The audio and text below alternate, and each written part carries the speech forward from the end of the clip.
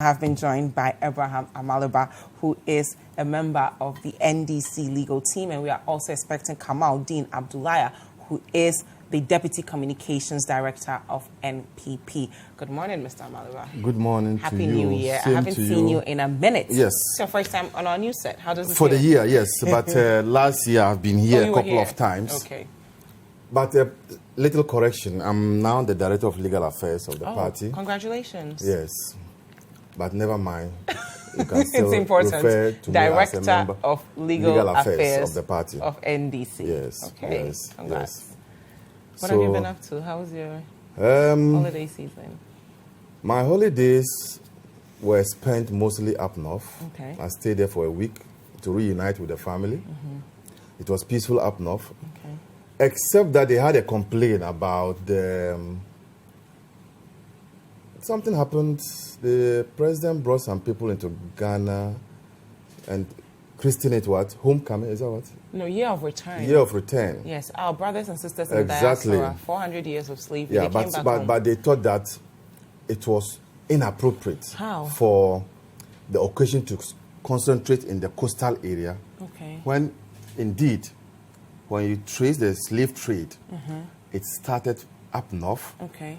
The Salga, there's a slave market, and then it came. So those people were brought up north through here, and then they exited. Okay. And so they thought that the government should have also made them have a feel, because most of these people would have been tracing their routes to the north. Yes. Okay. And if you've heard of so that's for the Beyond the Return then? No. If they are returning home, they should return to where they were actually picked from. Yeah, but now it's a 10-year plan, so it's now called Beyond the Return. So for the next 9 years, they can come up. Yeah, they thought that this particular one, they should have also benefited. They should have asked the people to go up north and see actually where the arrest of our forebears took place before they were brought down and exited through the coast.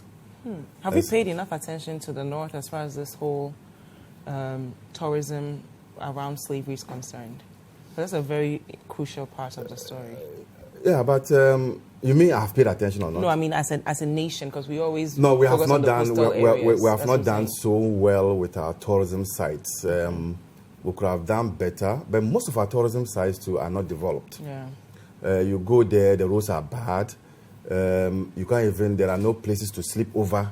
You have to do a round trip. You go and come back. So these are opportunities for people in the private sector to start developing those So we need to develop our tourism sector to such a point that it will be one of the household names. Ghana will be one of the household names. If you speak about Kenya, for instance, everybody knows the attraction there.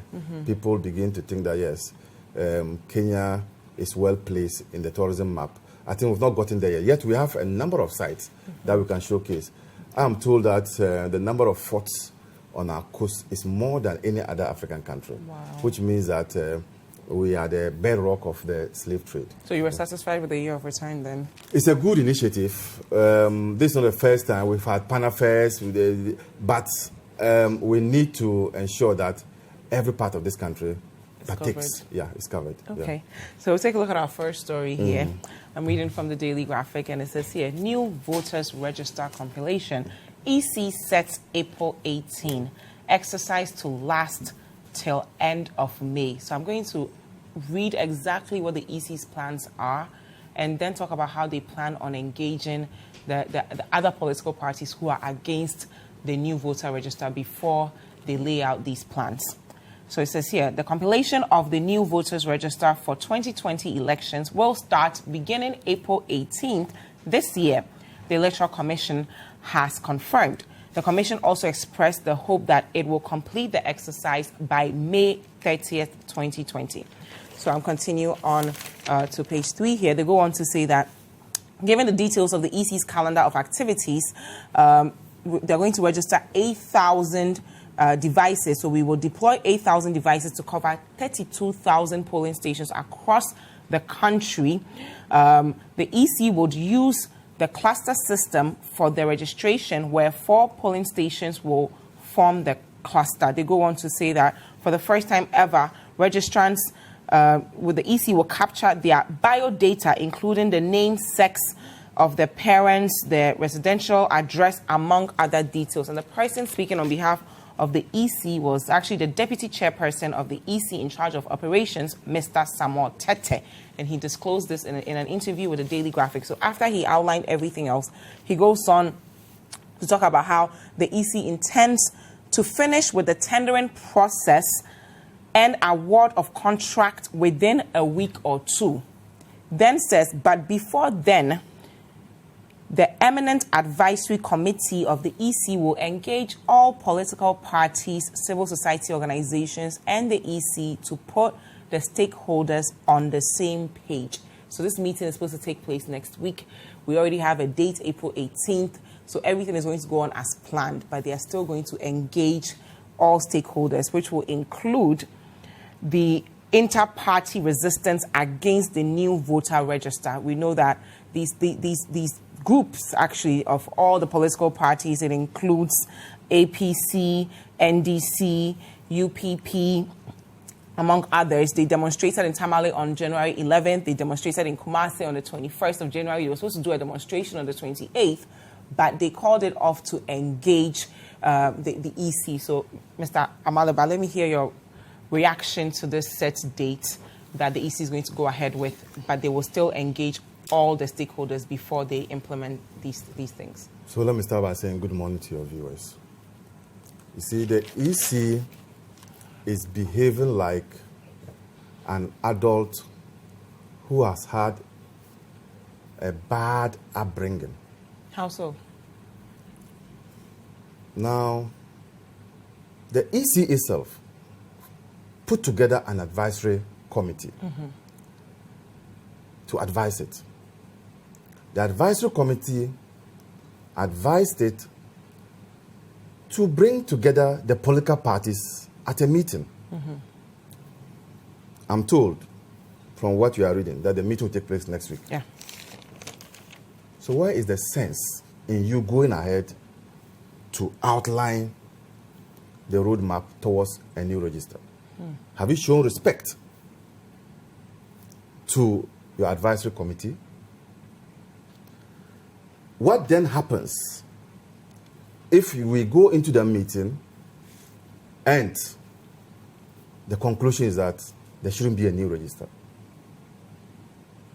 Indeed, before this interview that Bosman had with the Daily Graphic, the advisory committee had announced that all parties should cease fire and that the EC should not continue communicating issues related to the register to the public.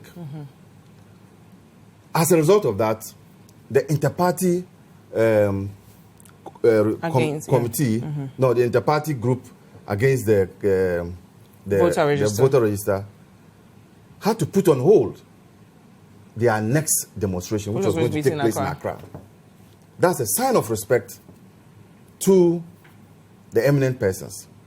So if the EC itself is beginning to undermine what its own advisory committee has told them, I am right to describe them as a group of adults who have had a bad upbringing.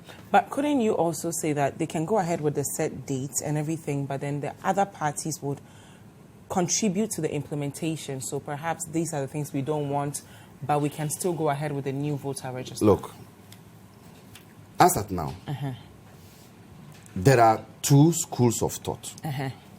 Those who say no register, and those who say there must be a new register. And then there's a third school that says perhaps we should look at a long-term plan so that 8 years from now, we won't have to revisit this. So it shouldn't be just black and white, but we can meet in the middle. Or you don't I've not agree? seen those people yet. Okay. Probably you are propagating that. No, actually, I've interviewed a series of people who actually agree with that third sentiment. We have not met so as to come to the middle ground as you are suggesting. Okay. So where lies this attempt to as it were, prejudice the meeting which is coming on next week. I thought that the EC should have stayed its hands. Indeed, one of his directors, I forgot his name, I think Dr. Srebo, was on air and even indicated that it's a done deal.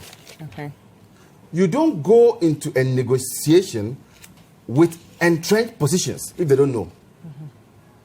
In a negotiation, you move from your side, I move from my side. It is called a win-win situation. But this EC with its mindset of trying to, as it were, do the bidding of its paymasters. Well, we can't confirm that. The EC is still a neutral body. These are my words. Okay. It's not the words of your station. And I mean them. Continue. Would not listen to other views. Because if you look at the circumstances under which Charlotte Osei was removed, the United States Department on Human Rights indicated that that removal had the potential of and replacing them with people who are more or less aligned to the ruling government has the potential to as it were affect the registration and the electoral process leading up to 2020 elections. But the removal of Mrs. Charlotte Osei had more to do with procurement issues, had nothing to do with who is coming to replace her. And people have also come out to say that we will actually save more money with a new voter register. So for the sake of, the national kitty, shouldn't we at least meet them halfway and say, if we're going to save money and this will be a long-term solution, then let's agree? I'm saying that the removal of Charlotte Osei was a wrongful removal so as to bring in somebody who will be on the side of the But people said Charlotte Osei also was on the side of NDC. So it goes both ways. But Charlotte Osei's appointment was not with controversy. Okay, really? No one had an issue with Charlotte Osei being appointed? Indeed, Charlotte Osei took over when somebody's tenure ended. Okay. To remove an EC commissioner who presided over an election that has been touted as one of the best. Because of procurement breaches, right? You're a lawyer. There was an issue with the procurement. I don't even want to go there. To even go there. Okay. But I'll tell you that her main responsibility is to ensure that elections are conducted free and fair. Okay. Which she did. Has she done anything wrong during the 2012 elections? What's so wrong with the new voters register if we will save money with it? And so her removal was aimed at achieving a certain end. Which is? Which is to bring in a stooge. I think that's a bit of a stretch. Who would act in ways that will favor the ruling government. Now, moving on. How is, if we are saving money as a nation, how is that in favor of the ruling government? I still want clarity on that. That has not been proven. Okay. We have been asking for the report which says that it is more expensive to refurbish or to retool the current system than having a new one. We've asked for the report and they've not provided. Okay. Indeed, so not convinced. Not convinced. There are a group of persons who, you are in the media, you know this, who went to the EC asking for information and they were not given. Okay. They are heading to court under the Right to Information Act. Okay. So if you are giving out information just from your side without letting us in as to where you got that information, I will not believe that. Okay. There are people who are saying that the EC is independent. And so we shouldn't interfere. We should allow them to do their work. I am telling those people today that that independence given to the EC under the Constitution is subject to Article 1 of the Constitution, which says that sovereignty resides in the people of Ghana. Okay. And so if the EC is independent, it is independent to conduct itself in ways that will benefit the people. Okay. We've had 16 CSOs it is unprecedented. 16 CSOs rising up and kicking against a new register. So how is this new date going to affect the meeting you're supposed to have with the It is prejudicial, and I think that our representatives, when they get there, would have to condemn the EC for behaving this way and going ahead of the committee and beginning to announce it. It doesn't show respect. So I think that the media, civil society should begin to question the conduct of the EC in the way it goes about it. Look, in the sub-region. But the EC still has the right to go about it however way they choose fit, though. You agree? I am telling you that is subject to Article 1, that it must be for the glory of the people of this country. So if they feel as though they are serving the interest of the people, they can go ahead and do what they want. If it is in the interest of the people. If it is not in the interest of the people, and I'm just going to refer you to the sub-region where conflicts have arisen because of election disputes. Or if why? Haven't our president gone to Togo to be mediating over voter register? This our president is always sleeping in Togo. I don't know about always, but... And in your own country, you are introducing a similar thing in Ghana. So I think that the EC, I know their problem. What is their problem? The circumstances under which Charlotte was removed. They are afraid. To do with procurement breaches. They are afraid. She was removed because of procurement breaches. They are afraid that if there's a change of government, they may also go in such a similar fashion. Just yesterday. But they won't go if they don't do anything. Just yesterday. I don't know whether you read that. In this process, there have been some procurement breaches. Oh, really? Just yesterday, yes. Okay. Just yesterday. Okay. But they came out to dispute it, that it had nothing to do with it. No, that was when they said that her husband, that's a different matter. So, look, I am of the view that the person who is a danger to our democracy today is Charlotte Osei. You mean Jean Mensa? Jim Mensa. Okay. Her refusal... But you should also personalize it, because it's the entire office. No. It's not the individual. We have seen EC commissioners. Yes, it's the office. Look, you must be all embracing. In the past, when these things were going to happen, there was going to be a change of a register. There will be representation from the political parties. They will say MPP, bring somebody. NDC, bring somebody. Then the minority parties, they will lump them together and say, bring somebody. Then they will say, because there are legal matters involved, bring a lawyer, you to bring... That is not what is happening now. There's no transparency in the way she's going about it. And I know you heard Kodeo yesterday talk about the lack of transparency in the way the EC is behaving. All these things give credence to the allegation that she is doing this to favor one political party. That is the problem with this Which issue. we can't confirm at this moment, but we are going to go for a quick break. This is still Breakfast Daily on Citi TV. Thank you so much for staying with us. If you have any questions or contributions to the conversation, the hashtag is Breakfast Daily and the WhatsApp line is 0550-585-832. We are still expecting Kamal Deen Abdulai, who is the Deputy Communications Director of the NPP. We'll be right back. Welcome back. It's Breakfast Daily on Citi TV. Thank you so much for staying with us. Now, if you want us to hear from you, the hashtag is Breakfast Daily. The WhatsApp line is 0550-585-832. If you're out of Ghana, the country code is +233. I still have with me Abraham Amaliba, who is, you have to remind me of your new role. The Director for Legal Affairs. The Director for Legal Affairs for the NDC. And Kamal Deen Abdulai is the Deputy Communications Director of the NPP. He just joined us. And before you joined us, Kamal Deen, we're talking about EC setting the new date for the voter register to April 18th.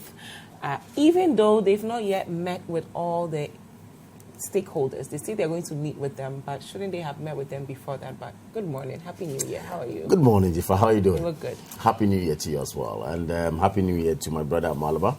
Yeah. He's the Director of Legal Affairs. Yes. And when you are a Director of Legal Affairs, it means you are indeed a legal luminary. And I don't doubt that. I have no reason to doubt his prowess when it comes to knowing what the law says and working with the laws of Ghana. Okay. I mean, your question, just to go straight, is whether or not EC is out of place for not purportedly engaging people that she's supposed. Well, they said it here that they will engage them next week after they outlined everything. They're going to go ahead. Okay, and do. so for not purportedly or for not engaging with people, but yet they have come out with their calendar, okay, indicating that we are going to have likely a brand new register going into the 2020 election, and of course they've slated 18th April as it were, which is public. I'm happy I'm sitting with the legal director of legal affairs. I'm very happy I'm sitting with. Okay. I mean, he's a lawyer, but I'm not a lawyer. And I know that every society that is a meaningful one is guided by laws and rules and regulations, as it were. In our case in Ghana, Article 11 of the Constitution would tell you how our laws are, fetched and how they work and how they ought to work. Okay. The same Constitution, which is supposed to be interpreted by the Supreme Court for us, tells us that it has everything embedded in it for us to guide us. I'm yet to see or to hear anyone who is against this laudable idea by the EC, okay, citing a law that has been infringed upon by the EC. Okay. I'm yet to see it. Okay. That's why I say I'm sitting with the legal director of legal affairs. But before you arrived, he mentioned the Constitution, Article 46? Article 1 of Article the Constitution. 1 of the Constitution. It has been frowned upon? Yeah, let him explain. Let him explain. So fine. Let's listen. The argument that the EC is an independent body, and for that matter, we should not interfere with its activities and allow it to carry on with its activities. I am saying that it is subject to Article 1. Article 1 says that sovereignty lies in the people. And so the independence that the EC has means that it must conduct its affairs in such a way that it will be beneficial to the people of Ghana. Yeah. So that's a caveat. Thank you. Okay. You cannot say because you are independent, you should plunge the country into chaos. Okay, thank you. So you've answered the question. Please continue. You see, the NDC, they appropriate and what? Reprobate. Okay. You see, why do I say this? Not too long ago, fresh in our memory, unless maybe they want us to go by the term that Ghanaians have short memory, so we don't really remember what happens. Fresh in our memory, prior to 2016 election, 2015, I remember that Let My Vote Count, of which I'm part, okay, we had a demonstration calling for a new register on the 16th of September 2015. And in fact, we were met with brutalities by the police. Yeah. To the extent that a gentleman called Justice lost his eye. No, I'm making a point. Let me make a good point. Now, in our quest to demand for that as citizens of this country, when Article 1 existed, when sovereignty resided in us, the then president, John Dramani Mahama, had cause to come out and say, EC is independent, allow EC to do their work. Okay. Today, what has changed? But what laws were you using back then when you did your Let My Vote Count? We were citizens of this country making a demand, but we're not saying... But you were not using Article 1 because you just said there are no laws. Let me tell you the difference. Article 21 of the Constitution. Okay. Fortunately, I am a student of him, so I really understand the Constitution very well. Okay. Article 21 of the Constitution mandates us to demonstrate if we so think that there's something wrong with the system. So you were using Article 21 So we were using that to demonstrate you were not and to drum home our point. Okay. Having drum home our point, we didn't say that we're going to usurp the powers of the EC to stop them from what they were supposed to do. If the EC then said, okay, no, we are not going to compile. We think that what we we have worked with it, we can work with it. We only have to drum home our point, like they're doing. But just because you have experience demonstrating against an EC, shouldn't you empathize with the group, the inter-party resistance against voter registration? That is why we've been in your shoes before, and at least let the EC meet you halfway so that everyone's interest will be represented. Dziffa, a very good question and a very good comment you have raised.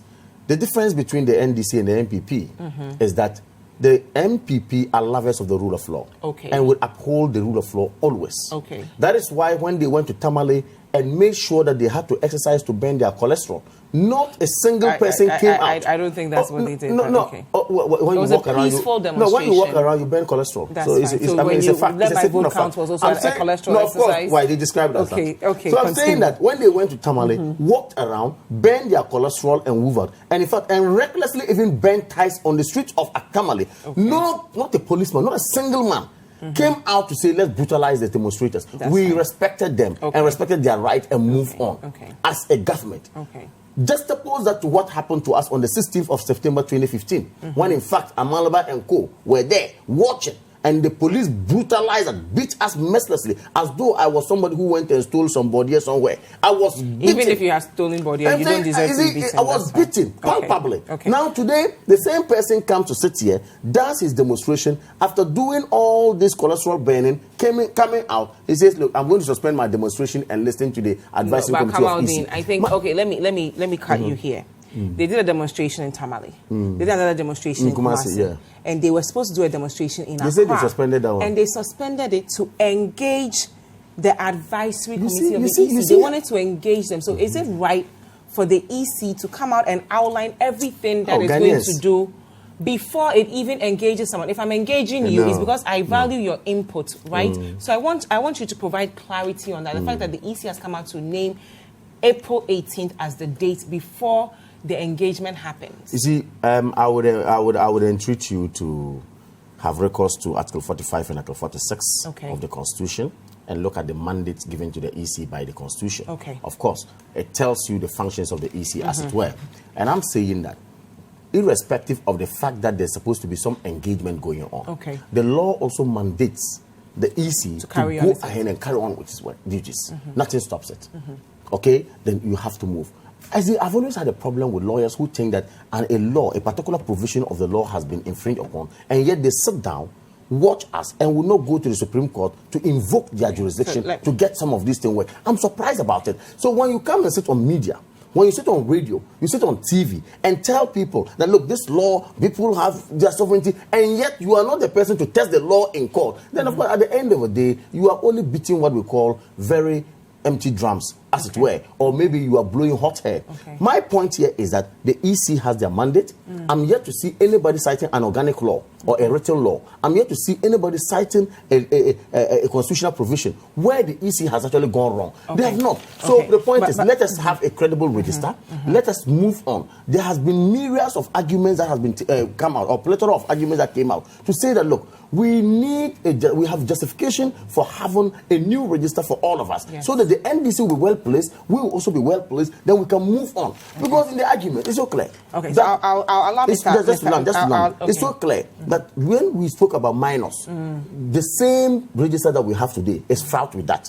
When we spoke about the fact that some citizens of this country merely residing here, or some people in this country merely residing in this country, not necessarily citizens, are of course found, they can find their name in their register, it is a clear argument. We sit here today, and the Supreme Court had cause in the Abu Ramadan case and Evans Nimaku case to tell us that, look, this register indeed must be looked at and well cleaned and expand certain names on it. As to how effectively that was done is another matter to solve the whole problem. Why can't we just say that, look, as lovers of democracy, as growers of the democratic dispensation that we give to ourselves in the 4th Republican Constitution, let us have a new register and move on so the Ghanaians will love it. This is just a simple matter. And you think it's okay for the EC to bring a date out before it engages all stakeholders? You think it's once again, back to my point, they have not breached any law. They've not breached any law. That's the point. Okay, that's fine. Mr. Amaliba. You see, he made a factual, inaccurate statement. That the former president, the people's president, John Dramani Mahama, said we should allow the EC to work. In what context did he say that? It was about the change of the logo. And former President Mahama said, look, how does a logo affect the election results? That is all. It wasn't because they were going on demonstration. It was in respect of the change of logo. And you know the brouhaha that logo brought in this country. So when he was addressing the country as a president, he said, how does a change of a logo affect the election results? And did it affect the election results? No. Now he sits here and talks about credibility of the register. My sister, there is no public document in this country that has undergone scrutiny more than the scrutiny that this register has undergone. This register was a separate matter of the 2012 election petition. It was the Supreme Court zeroed in on the register. This register was a substantive matter of the Supreme Court rulings in Abu Ramadan 1, Ramadan 2, Ramadan 3. This register. And in the process, the Supreme Court asked the EC to take off names of persons who use NHI cards to register because that card does not determine nationality. And indeed, we're all in this country when the EC sent the names there. Even documents in Flagstaff House have never been scrutinized as this one. Oh. So, from the way this register has been scrutinized, it is a clear indication that it is credible. That is why this register has produced an NDC president and has produced an MPP president. How credible again do you want? Okay. You want a register that will be producing only one president from one side? Is that what you think the new voter register will do? They have a mindset. I told you that Jean Mensa, I don't know why I always call Charlotte. It's okay. Jean Mensa has a mindset. But we shouldn't personalize the office. It's the office of the EC. It is because of her conduct. Okay, that's fine. But I think that's a bit of a stretch. You see?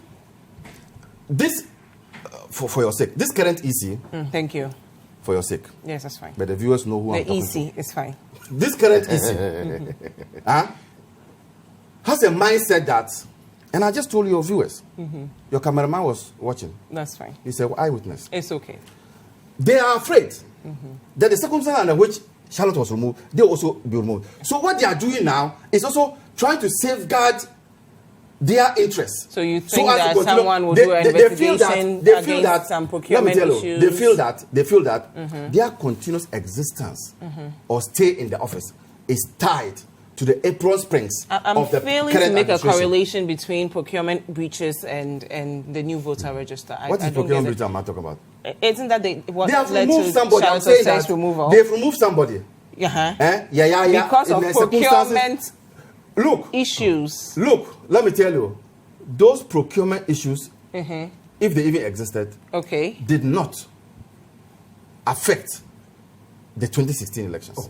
Okay, that's fine. So we will end it on this note. They were the ones who came out to praise the 2016 elections. I'll allow Kamal Deen respond and then we'll move on to they were the ones who came out to praise the topics. They said that was the best elections. Okay. Who was the midwife of that election? We have no idea who the midwife is. You don't know the midwife? It's a rhetorical question, so we just let it lie down. Please go ahead. You have a good midwife who has given birth to you, then you say, I'm going to kill the midwife. Thank you very much. Lawyer Abraham Amaliba, I am appalled. Okay. I am appalled by your position at the tail end of your submission. You see, I've always wanted lawyers to guide us, to give us, if you like, the legal framework to move on. Charlotte Osei being ousted was purely based on legal, if you like, reasons. It was purely based on her own accusations against some of the EC members and their accusation against her, which established a prima facie case as the Constitution enshrined, and of course went into it, looked at it, and then she was taken out. Nobody within his whims and caprices got Charlotte Osei out. So you see, when we are talking, let us try to put things right and educate those people who are out there. I think I did that with the whole procurement now again, they say the register has produced its president and produced another president. Hasn't it? It has. Okay. Factually correct. Why don't we just maintain it? If it works, why change it? Oh, really? It produced the current president. Wait a minute. If you have a crack in this building, which poses a threat, to all of us, because but you still won an election with the crack. Let me if you have a crack in the building, which poses a threat, which of course gives or indicates an imminent, if you like, collapse of the building, and you have an opportunity to restructure it. When I say restructure, to build a new one, and of course save us the lives that maybe we may lose when it collapses. However, in the tentative, you still need an abode, which the law says you would have to use it. In the tentative, you are in there, but you are intimidated or you are kind of frightened by the existence of that building. It's better when you have the opportunity to have a new one, so that you will save yourself this trauma that you'll be going to stay in that cracked building that is, of course, facing collapse, as it were. My point here is simple. The law is the law. Then Salop decided that we'll go for the election. Now, today, they have decided it's a new one. It is not against the law. Let us move on. Thank you very much, Kamal Deen and Abraham Amaliba. We do have to move on. This is very deep. A crack is a fact. We're going to move on. Our next topic, thank you both very much, has to do with residents attack the whole West District Assembly. Destroying banks, you collapse, everything collapse. Council Abraham Amaliba. We're not going to move on to the death of a young man in We're not going to do that here. We're not going to do that. It's a new year. Let's respect me. Thank you. The second name of NDC is National Destroyers Congress. We're going to move on. Thank you very much. We're moving on. You are Pyjamas Party. National Destroyers Congress. We are going to move on now. You just said that we're going to respect this TV station and the host, so we're going to move on. Thank you both. Thank you both very much. Okay, thank you. Residents attack whole West District Assembly after task force allegedly kills residents. I'm reading from citynewsroom.com. Angry residents of Jolo Bogame in whole West District of Volta region have torched a vehicle belonging to the assembly and destroyed parts of the assembly building after one of its cars allegedly ran over and killed a resident. The task force, which was collecting revenue on Wednesday morning, clashed with one Wisdom Dake, who was said to have been owing the assembly. When he could not produce the required money, his shop was allegedly locked up by the task force. In protest, Wisdom stood in front of the car, the task force vehicle, and they ran him over, killing him. The young man who ran Wisdom over has now reported himself to the police. But Kamal Deen, let me ask you this question. How do we solve this problem of task force people going into communities, policing about over 25 Ghana cities, and this young man has lost his life? Wow. It's a sad situation. And you see, it all boils down to one thing: anger. Okay. Anger, be it in an administrative setup or in an informalized sector, anger can cause whatever to us. So is it a the young man who stood before the vehicle did that in anger, in protest. The other young man who drove the car and ran over him did that also in anger. You see, my point here is that the institutions that employ some of these young men to work must ensure consistent and, of course, continuous training of these workers. They are serving an interest of a corporate body. That corporate body has the right or has the duty to ensure that the people you have employed are given proper training. So that instances like this, you go out there and there's resistance. How do you handle it? Have they been given such training? We can't tell. If they have not been given such training and they are allowed to use their own, if you like, intuitions or their own, if you like, a way of doing things to handle matters, then of course at the end of the day, some vicarious liability to a large extent will be extended to you. Thank you. As the lawyers may say. But I think it's not a proper situation. It's not good. But the bottom line is that we must all eschew anger as a people. Thank you very much. Mr. Amaliba. For the first time in my communication life, I want to agree with Kamal Deen. Wow. For the first time. I'm sure you've agreed on other things. No. He's always off tangent. Okay, that's fine. Amaliba. You see, just to add to what he has said, so that I don't repeat, this is premeditated murder. This is not accidental. No. You've seen the man stand, then in a fit of anger, you drive past him. Could it be panic as well? Panic from who? Panic. I mean, he's harmless. You are in the car. No. The man was standing before the car as a form of protest. Yes. And you think that he was showing off or he was, you are more manly.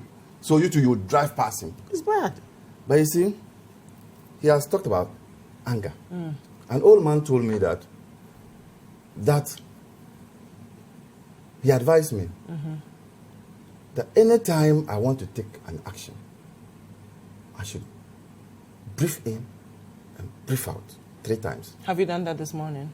Why am I angry this morning? I'm just asking. Why can you be asking? I'm just asking. It's okay. Lawyer We'll move on to the next story here. I'm reading from citynewsroom.com, and it says, police chase Mankessim cop killer. Offers 10,000 Ghana Citi bounty. I'm reading from citynewsroom.com, and I'm just going to go right ahead to the press release by the police. It says here, the Inspector General of Police has announced a reward of 10,000 Ghana Cedis to any person who gives credible information leading to the arrest of suspected armed robbers who shot and killed 1 police officer and wounded 2 others in the early hours of Wednesday, 22nd January 2020 at Mankessim in the Central Region. All the officers are stationed at the Mankessim Divisional Police Headquarters. So the incident occurred at 2 o'clock a.m. They had a shootout with the police. 2 of the police officers were injured. And then around 4:30, this innocent police officer who had nothing to do with what was going on, I think he went out to jog, ends up dead, right? So they are looking for the person. And Kamal Deen, how do we ensure that we stop going after our policemen? Because at the time he was even killed, he was not in uniform. This is what happens when we have a very polarized country. Yeah. People feel that my success is tied to a politician and nothing else. You know why I'm taking it from that angle? I don't make the connection at all. Very good. The connection is there. Okay. The connection is that every single young man in this country, or every single person, thinks that the politician is the best person to solve my problem. Okay.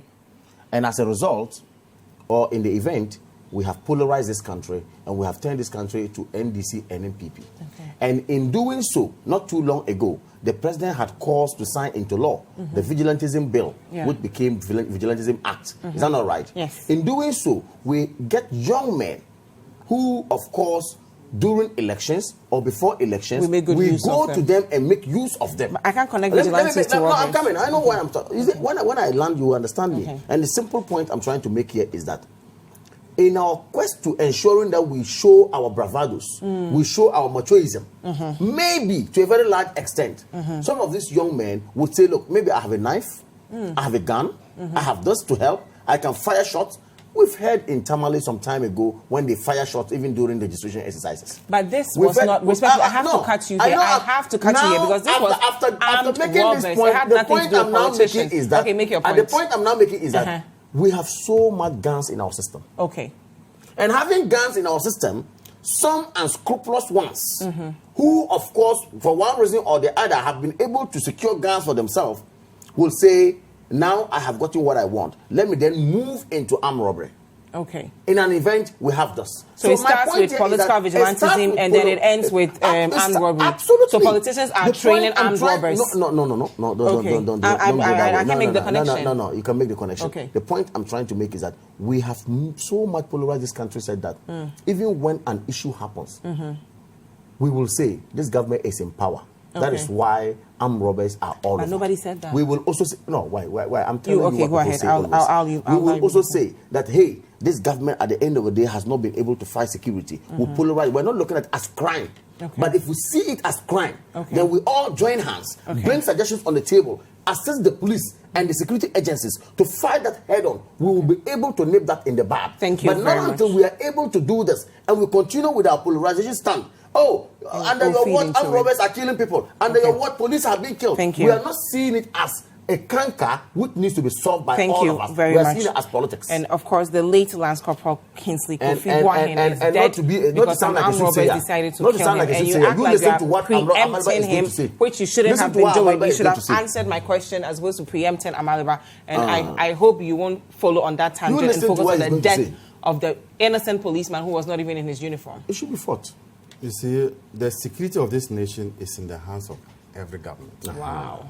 And every government has the duty to protect its citizens. Okay. So when there is violence, you definitely point accusing fingers at the government. Okay, so you... Now, you look at this situation. We need to allow investigation because it is mind-boggling. Yeah. Why would a policeman who is not in uniform be attracted to go and fight He's not. He didn't fight them. He was minding his business. According to him, he was just jogging. The eyewitnesses said he just got out. His neighbor said he got out to exercise. A stray bullet like he does so every it's a stray morning. bullet. In the area, he was about 200 meters away from where the incident happened. Okay. Yeah. So this one is purely. He wasn't even part of the operation. Okay, he's not part of the operation. He wasn't on duty. Yes, but this is clearly an upsurge Okay. in crime wave. There's yesterday the IGP went there, and Yes, I and they have commend a him for 10,000 that. Ghana Citi I commend bounty. the IGP for that because it's rare Okay. that IGP will just a single police. We've seen policemen kill, and IGPs have not done that. So upon Bono, I commend you for that. But if you listen to what happened, it appears the armed robbers were on operation, Yeah. and when they finished, this incident also happened. So is it attributable to the armed robbers, or that's a different set of people Yeah. who attacked this? Because I also heard that the police called for reinforcement, Yeah. and while they called for reinforcement, these armed robbers fled. So they were not at the scene, at the filling station.